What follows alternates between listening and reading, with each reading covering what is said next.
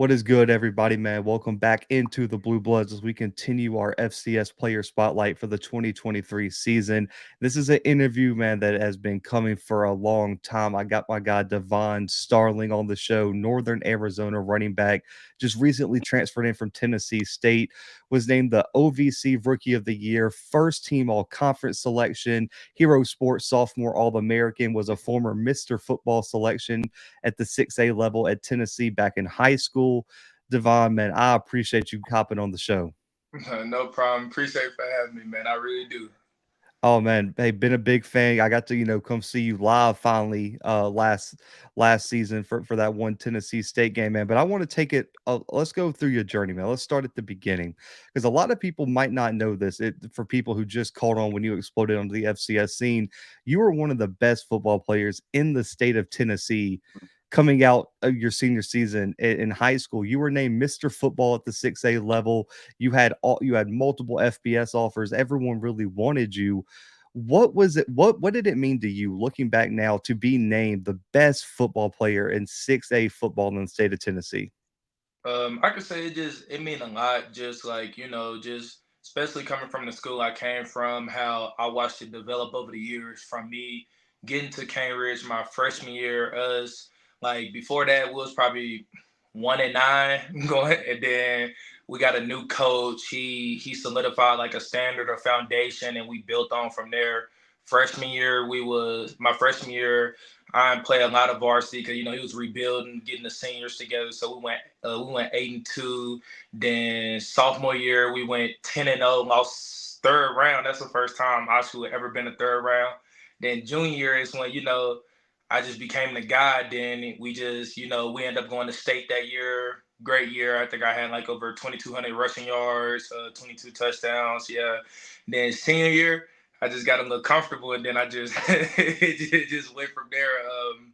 I could say just it was just a journey, man. It was just great, just experience everything, and just being where I was at, solidifying, showing that I could play football because I've been doing it since I was 5 years old, man. So it just being able to be recognized and just knowing that I'm just so close, and then it's at that time Pee Wee, you just playing football to have fun. Then once you get to high school, it's starting like, okay, I'm trying to go to school. I'm trying to do this for real. Like, this is what I want to make a career out of. So I think senior year, I showed that I just take football seriously. And I just wanted to show that I'm one of the best guys in the state of Tennessee and just, showcase that. And that's what I went out there and did. You initially committed, you signed with Memphis, and was it big for what separated Memphis for you? Now looking back, was it you just wanted to stay in state? Was it the relationship with the coaching staffs? Looking back now on that decision, what was it about Memphis? I could say Coach Jones, Coach Anthony Jones. He was the running back coach there. Just the relationship we had. He was recruiting me since my junior year, and then just him, always hitting me up, making home visits, and at that time they had two top running backs. They had Tony Pollard, Derek Henderson. Then before that, we had DeAndre Williams. Like, it was just a pipeline of backs that was just coming out at the time, and I was just trying to get a part of that and just get in where I fit in. So that's why I signed with them. Then Norvell, he was a great coach. He spoke over the phone, just always, seeing how I was doing, on my visit that I took down there. He just he got me there. Just know he a great recruiter. He got me there. So that's how it all happened. I think a lot of people see that now that he's down at Florida State, rebuilding that program from what they were. Man, so you decide to transfer from Memphis. You decide to stay in state, go to Tennessee State and HBCU led by head coach Eddie George. What was their pitch to you, and what stuck out about their recruiting pitch that said, listen, we're going to leave Memphis, but man, we're going to go play for a historic HBCU program in Tennessee State? First, Coach George went there when I first had got there. It was Rod Reed, but just they was my first offer. I believe my junior year of high school. That was my first offer, and they just always, they was really like great. So it was just more of they made it feel like family. Like they basically told me like, we know that you're not thinking about us first, but just if anything happened or if you ever want to come back home, you can. So it just I just felt like after being at Memphis and not playing, it was more like a mental thing. I just got more like like a low. Like I got to a low point because from doing everything I did senior year to just going into a program and not playing and just practicing, they kind of got to me. So they just told me like you got to, if you want to come home, you got a scholarship here. We know how we done seen you ball. You come here, you will be our guy. So as soon as I hit the portal, I sat in the portal probably an hour because I already knew I already knew how I was going. So like I hit the portal as soon as I hit the portal, signed the scholarship papers, and I just went on and came back home. And I just felt like it was the best for me, my mental. Then having my family around it, and then that's when just everything took off. I was just in a better headspace. You had a huge breakout season that spring, that first spring at Tennessee State, co-freshman of the year, new all newcomer team. I mean, you did everything you could your first season at Tennessee State. What was it that clicked that season, and how difficult was it to have that click during the COVID season, which is one of the weirdest seasons probably in college football history?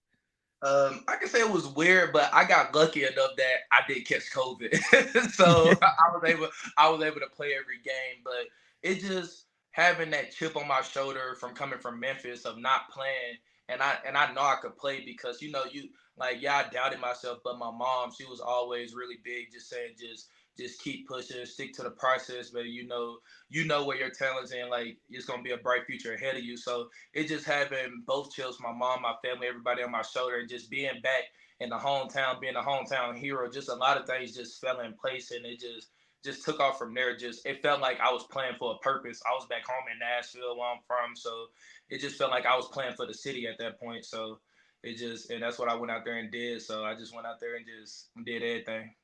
Yes, sir. I think, if I'm not mistaken, you posted, I think, a clip of me talking because after this game, this specific game, I remember I was sitting in Lorman, Mississippi, at the Stephen F. Austin Alcorn State game, and we had like a 6 hour rain delay for that game, and I was in the press box watching that Tennessee State Eastern Washington game. And I think you put up like 207 yards, had a touchdown, almost had Tennessee State a top 20 upset to start the season. What was it about that game? Did you look at that game as a statement game on the road against a historic Big Sky team? What was it about that game where everything just came together for you? Well, everybody don't know, but like Jalen Rouse a good back, so I had like my troubles going through fall camp, so I didn't start that game. So he started, so I really didn't play till like end of the first quarter, second quarter. And that was my first time not starting in like 3 years. So like, so I took that kind of personal because I'm like what? I'm not starting. Like so it kind of just like okay, so if I'm not starting, I'm gonna show y'all why I should be starting. So I just went out there and it was an extra motivation, an extra boost, and then it happened to be like the ranked number 15 team in the FCS at the time. So I was just happy it was them because it showed that okay, I guess he is the real deal.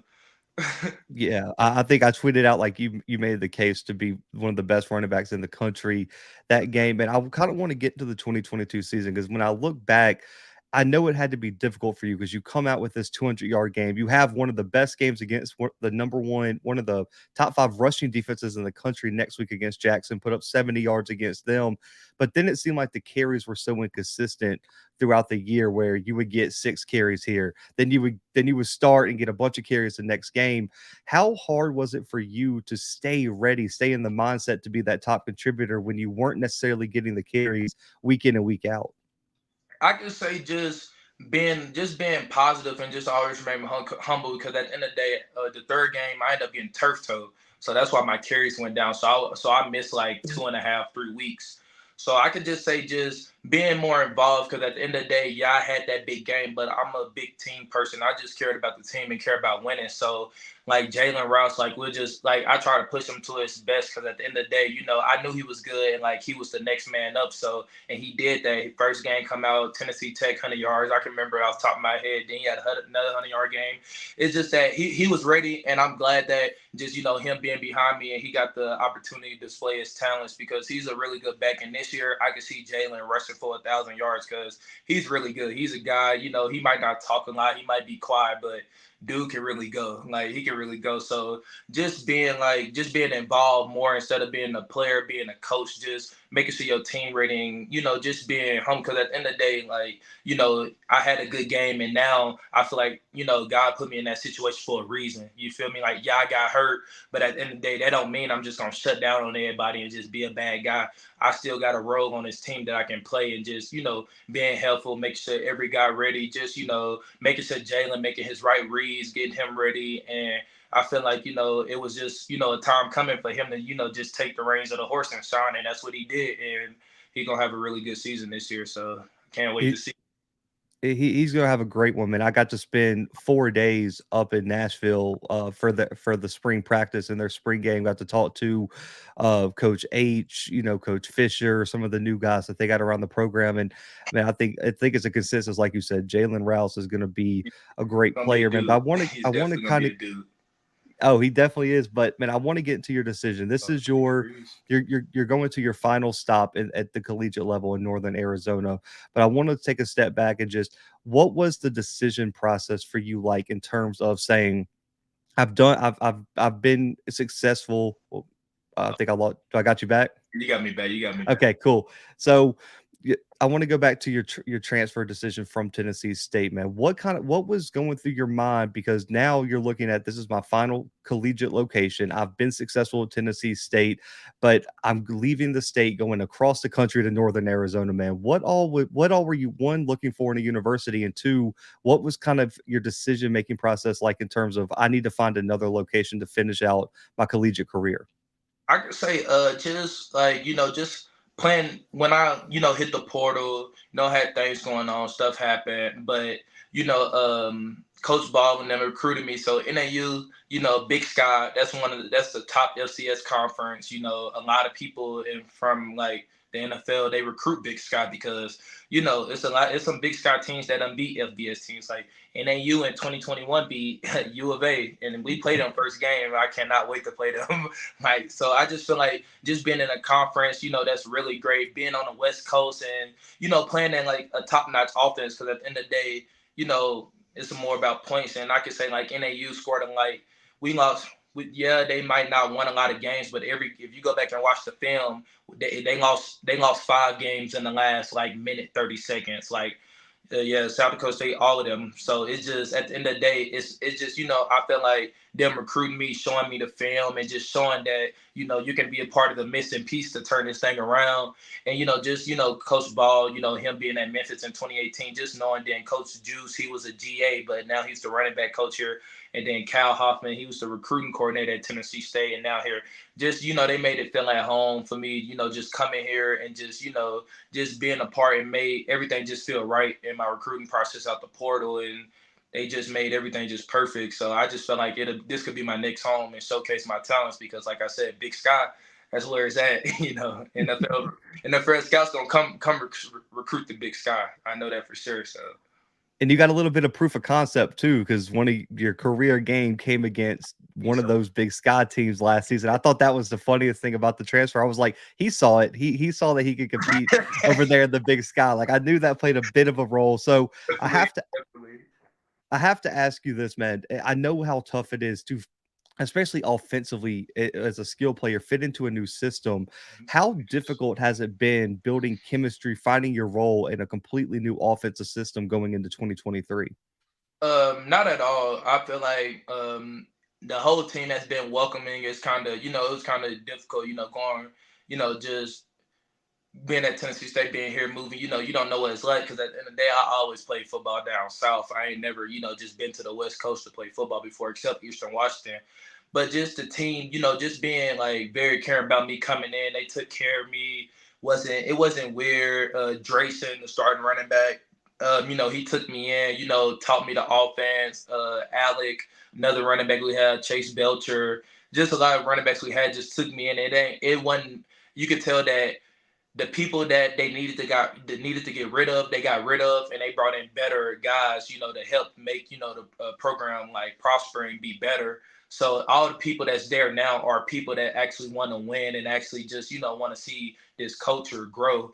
And so they just took me in with open arms and just taught me the offense and just if I needed a question, because I ain't gonna lie, West, this offense a little different from down south. This ain't this ain't 34, 35. This option right, tree left, zip right. Like so the first week I was like, what? Me, I'm used to, we call inside zone. It's 34, it's Yeah.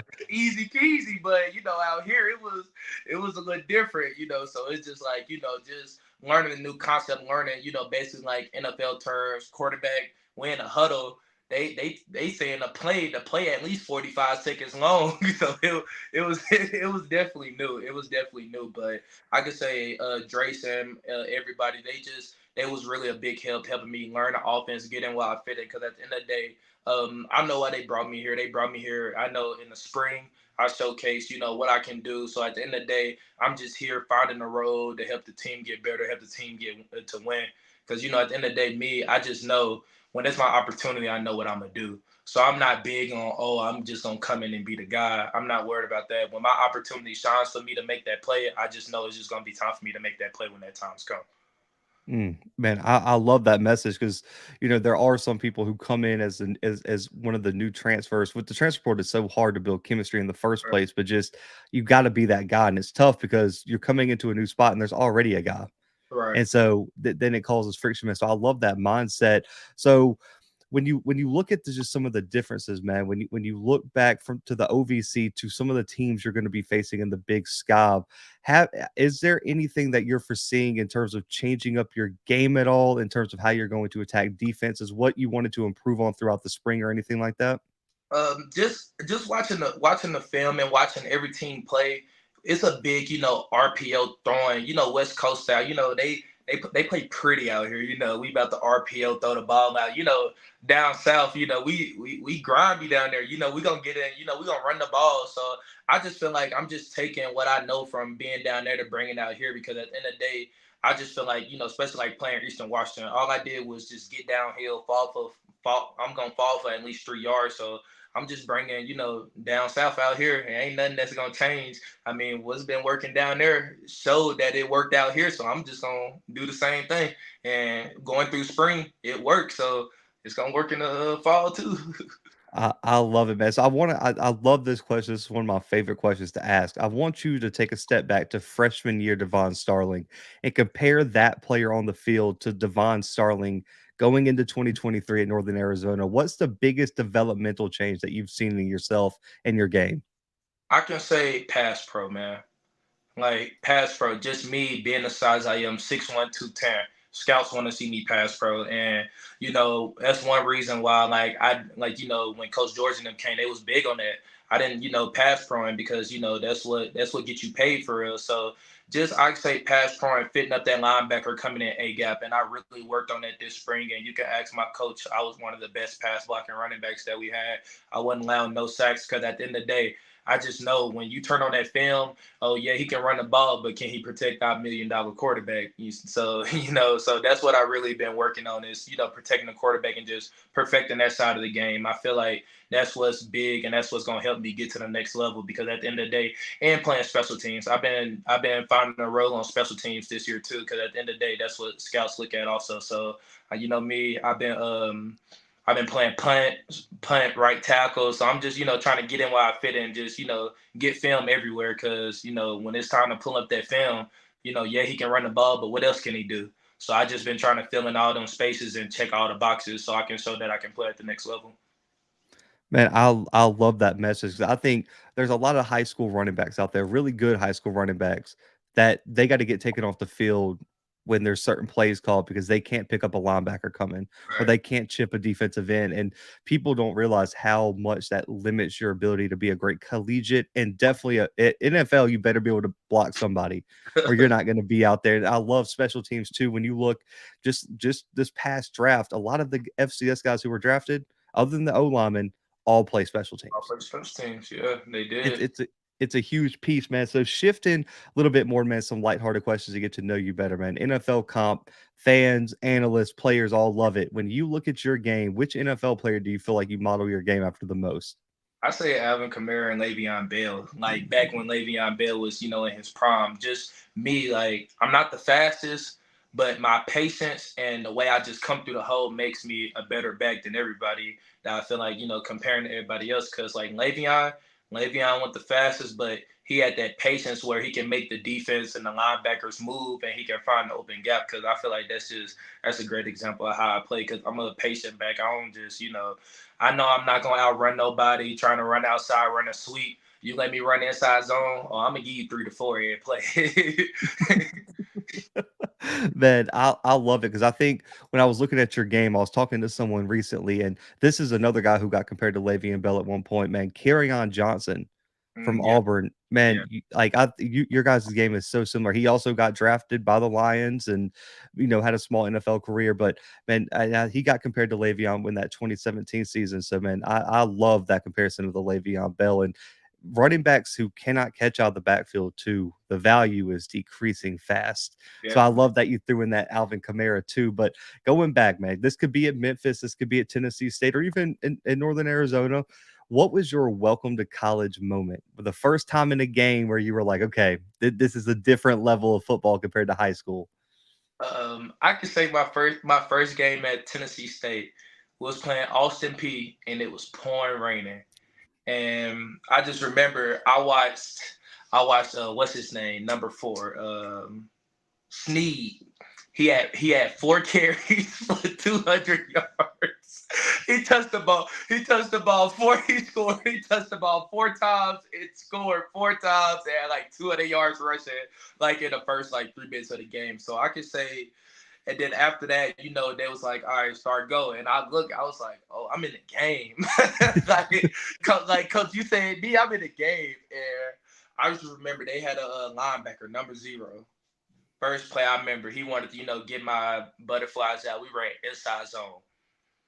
Ran inside zone. You know me, I'm just out there. I get the ball, I slow mesh it, and like I get it, and then I think I thought I seen the hole, but like I didn't press the center's butt, so I just ran straight to the hole. Man, he showed up in there and hit me so hard. I got up seeing stars. I said, I'm playing college football right now. This is not high school. High school. I see an open hole. I'm just putting my hands up. Oh, it's touchdown, but it was a little different. I was like, yeah, I'm at this level where everybody athlete, everybody was good. Oh man, I forgot how good Austin P was that first Yeah, season. You guys first played season. him Oh too. my god, it was really good. Yeah, and I forgot about Sneed. At first, I was like Sneed. I was like, "Ooh, yeah, that Nice. checks out on that one." But you Yeah. know, that this is such a big thing, man. I know everyone it cracks up at this, but how big of a trash talker are you between those white lines during the game? Oh, I'm bad. Oh, I'm very bad. You can ask Coach Ball, our head coach, because like I make a run, make somebody miss, or if they miss, and then I probably like go out of bounds. I'd be like, bro, I'm really like that. Like he just be looking at me like he said, do you just be talking to yourself every play? I said, I talk out loud. It's whoever gonna respond. I'm talking every play, like we pass blocking, like I'm sitting here, him and a linebacker up. I'm telling him, nah, you're not doing that. like I'm, it's bad, it's bad. Like my coach, he hates it because but he just let it go now because he just figured out, oh, that's just the type of player he is. He just gonna talk like every play, every I love it. I absolutely love it, man. So I gotta ask, would you call yourself the biggest trash talker on Tennessee State last year? on Tennessee State. No, nah, Who would that be? that'd probably be James Green. That's my guy. That checks out. James and Josh Green. they got that's who I really got it from. They got it. They got it bad. They got it. They got it bad. Like him and a brother. Like it is so funny because they both start brothers. They go double team you with the trash talk. Like one gonna be saying something to you, the other one gonna be saying something to you, and then you can tell they've been playing together for a long time because what they both saying gonna mesh up together and have you hot. You gonna be like, bro, all right, bro. Like it is crazy. It's definitely crazy. They've been perfecting that trash talk over years of growing up together. It's unfair at It's that like point. they basically like they just know how to like make both of theirs just hit a different way, especially when they both coming at you. Oh, it's crazy. Shout out to my guy James. That completely checks Yeah. out him, man. So One-on-one, man. You hit the hole. It's you and a linebacker one-on-one in the open field, man. What's the number one mistake they can make against you? Give me an open field 1-on-1. We've seen that against Eastern Washington. Say once I get through that hole, I seen that safety 1-on-1. I was like, it's touchdown. Like it's over because at the end of the day, I just know as a running back, not a lot of them plays gonna come. You never gonna have 1-on-1 with you and somebody to the end zone. Probably at least probably depending on how good your O line is, but not that much in the game. So once you get it, you got to score because like NFL scouts look at that like if you have about like me say Eastern Washington game. Only reason I had 200 yards because I made him miss. I had that 50-yard long touchdown. After that, every run was 10 yards, 12 yards. But I just hit that. I hit that home run to just make it count. So if we take that 50-yard away, I'm at 150. you just got There you you just go. you just got to make it count. You just like when you get an open space, any running back, any advice I can get any running back, you know when NFL scouts look at the film, they looking as you getting tackled by that first person. You never should want to get tackled by that first person. If you want to be a great back in the league or in college, you never want to get tackled by that first person. Great backs always make that first person miss. That's a fact because in high school you do see like when you watch tape and everything, man. A lot of guys they hit the hole like you said earlier in the interview. You can just go as soon as you see an open hole. That's a touchdown. But at the collegiate level, the linebackers are too fast, and definitely in the NFL, the linebackers and DBs are too good. You better make two or three guys miss. You're not getting very many opportunities to score. So, man, going back through your career, man, this could have been from any year that you played. Looking back, who are one or two of the best defensive players you've ever had to face one on one? Um, Defense player had to face 1-on-1. Who defense player had to face 1-on-1? I can say Aubrey Miller. He's a dude. That's a dude right there. I agree. He's a dude. Like he's a like he's a dude. I remember it was one time like he gets me going. We both talking. And we it's like I was like I'm coming right here. I'm coming right here. And we was really coming right there. And he met me there. And like he hit me so hard that like I got up and started my head started ringing.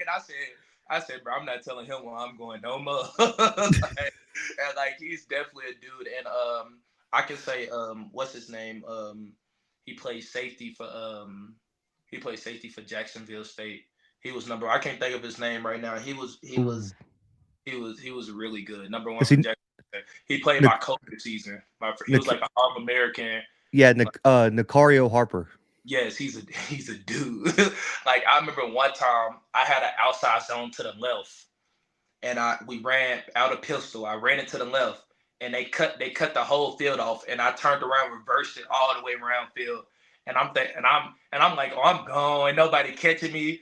I looked like, and he was the safety, he was the boundary safety because we ran inside onto the boundary. He was down, and I just looked, and he chasing me. Like I'm like, bro, like like, why are you like, bro, like, why are you chasing me right now? So like the way he just ran me down, it was just like it tackled me from opposite field. Like he was definitely a dude too. I'm probably one of the two best players I ever played. But number one probably is Aubrey for sure. Like pass blocking him, like I hate pass blocking him. Like headache every single time. Like he's going 100 miles per hour every single play. Like dude is like he's legit. Like he's definitely legit. That's funny, man. Because Nicario was I think my first or second interview ever on the channel. Right. Like, yeah, so that was a real throwback there. When you said Jacksonville State safety, I was like the only one I could think of right now because he went and played for Louisville. I Mm-hmm. think he transferred from Jacksonville State, so that makes sense. Man, Aubrey's my guy too. Got a shot at the NFL. But man, I want to kind of shift to this season. Goals for this year, man. I know everyone has it in their notes section. What are your personal goals for 2023? Just basically a statement year from last year. Yeah, I got hurt. Yeah, 540 yards. But at the end of the day, first game, I knew I was gonna go for 1,000 that year. But difficulties, that I had, stuff like that, things I had going on off the field. Just I wasn't really just present as I really was. So just making a statement to myself and to everybody, because you know how some people say, your first two careers are people that be good, then they fall off. I just gotta show everybody that I'm still that same guy, even better. That's why I switched numbers. I went back to my high school number, number 5. I'm back in that mode. I'm back to my old roots. That a different grind. Like I feel like that same chip that I had on my shoulder when I left Memphis. That chip definitely back on my shoulder. It's just having all that hype, then losing it. I just gotta show everybody that I'm still that guy. It's just I just gotta show it, and I'm definitely going for it this year. So I can say my goals is All American, definitely Big Sky. I gotta the same way I took over the OVC. I gotta come take over the Big Sky. 1,000-yard season, and just helping my team win in any other way. Even if I don't get them goals, just having a winning season, just going to the LCS playoffs. Just I definitely want to do that, and just actually just being a part of a like winning. It kind of sucks losing, so I just being just being me and just bringing what I can to the table to help my team win. And I love that. And I know there's a lot of Big Sky defensive coordinators when you say you're motivated and back to that same mindset, they're not looking forward to playing NAU Uh, um in 2023 with all the talent you guys have coming back, man. But the final question, man, I've been vocal about it, man. At your best, you're one of the best running backs in the entire country. And I'm expecting if you have the next 2 seasons like we both expect, you're gonna be one of the top draft prospects coming out of the FCS. If an NFL franchise asks you what they're going to get in Devon Starling, if they take you in 1, 2 seasons in the next 2 NFL drafts, man, what do you tell them? I can say that they're getting a hard work and somebody that's coming to work every day. Because, like I said, leaving Memphis, Tennessee State, Rod Reed gave me opportunity, and that's all I ask for from anybody in the world is opportunity. I get my foot in the door, I'm gonna keep my foot in the door, and I'm gonna prove that I'm gonna be the hardest worker in there. So, like I said, he gave me opportunity at Tennessee State, and I showed that I'm the best. I'm one of the best running backs that came through Tennessee State. Like that won the Freshman of the Year award at TSU since like 2006, and now we got one. So just an opportunity, just saying that I'm always coming to work, and trust me, I ain't gonna never be late. I'm always there, always ready to go. So I just say they just getting a hard worker and somebody that's coming in ready to work, and that's gonna soak up knowledge. I'm not gonna say I know everything and I'm the best player out there, but I'm always gonna listen, take the best notes, and actually take up all the knowledge, because it's people that you got to listen to that been there. You can't always just think you know everything and just think, oh, my talent got me here, so I'm gonna keep doing anything. When you're in the league, you better soak up as much knowledge as you can, because at the end of the day, you know there's always somebody that knows something that you don't know. So just keep soaking up knowledge from each and every player, soaking that one thing, that little thing, so I can just get 1% better each day. Man, I love that answer, man. You've had a hell of a journey, man, throughout college football. I know it's prime for another huge year. And man, I know I'll be rooting for you. All the Northern Arizona fans, man, are pumped to have you on this team after what you showed at Tennessee State, man. But this is all about player promotion on this platform, man. So let people know where they can follow you on social media. It contacts you for NIL, man. Any messages, anything you want to say to the people, Devon. This is Uh, your time.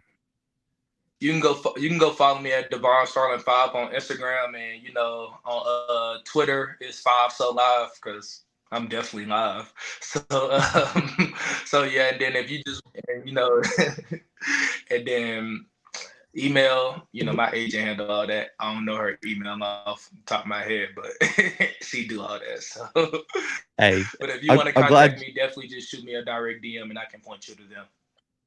man, I love that you got an agent handling that. More players have to get on that train, man, because the agent's got all the knowledge on how to do that kind of stuff, man. And for NIL future opportunities, man. So I love to hear that. But Devon, man, I appreciate you so much. This has been coming together for a while, man. One of my favorite players in college football right now, man. I'm definitely gonna have to make it out to Arizona for a game, man. I'm based out of Mobile, Alabama, but I'm gonna have to take that flight out there to NAU. Let me know, cause I'm telling you, Eric, U of A. Mark my words, U of A. That's gonna be a game, statement game, first game. I got a calendar right here. I check the days off every day. I got Yep. it written. I'm ready for that. If you guys beat them again, they're never going to schedule Northern Arizona Oh, again. for sure. Yeah, yeah. No, they're gonna be It's tired of never paying. happening. Yeah, they gonna be tired of paying. They gonna tell us stay up there on that mountain. They not gonna be like that. that mountain no more. Nah, definitely. They gonna, Nah. so I just can't wait. Hey man, well I definitely appreciate you guys. Make sure to go follow Devon on all social media, man. The bigger these players' platforms get, the more opportunities are available to them. So make sure to go follow him on all social medias. But guys, for Devon, for myself, and for the Blue Bloods, man, we are out for right now.